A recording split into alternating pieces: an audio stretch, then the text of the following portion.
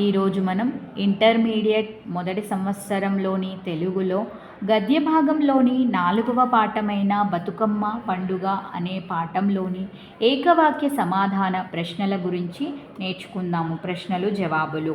మొదటి ప్రశ్న, రావి ప్రేమలత పిహెచ్డి పరిశోధనాంశం పేరు ఏమిటి? జవాబు, తెలుగు జానపద సాహిత్యం పురాణ గాథలు. రెండవ ప్రశ్న, తెలుగు స్త్రీల ముగ్గులపై రావి ప్రేమలత రాసిన గ్రంథం పేరు ఏమిటి? జవాబు, తెలుగు స్త్రీల చిత్రలిపి. మూడవది, రావి ప్రేమలత వ్యాసలతిక గ్రంథానికి లభించిన పురస్కారం ఏది? జవాబు, ఉత్తమ విమర్శన గ్రంథంగా పురస్కారం పొందింది.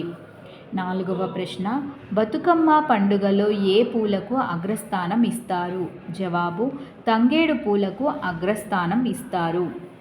ఐదవ ప్రశ్న, గుమ్మడికాయ గుమ్మడి పువ్వు దేనికి సంకేతాలు? జవాబు, సఫలతా శక్తికి సంకేతాలు. ఆరవ ప్రశ్న, బతుకమ్మ పాటలోని పల్లవులు ఏవి? జవాబు, ఉయ్యాలో వలలో చందమామ. ఏడవ ప్రశ్న, బతుకమ్మ పాటలో ఏవి ఒదిగి ఉంటాయి? జవాబు, స్త్రీల మనోభావాలు, జీవిత విధానాలు ఒదిగి ఉంటాయి. పప్పు ధాన్యాలను పొడి చేసి పెట్టే నైవేద్యాన్ని ఏమని అంటారు? జవాబు, సద్దులు అని అంటారు. ఇవండి 4వ పాఠంలోని ప్రశ్నలు, సమాధానాలు.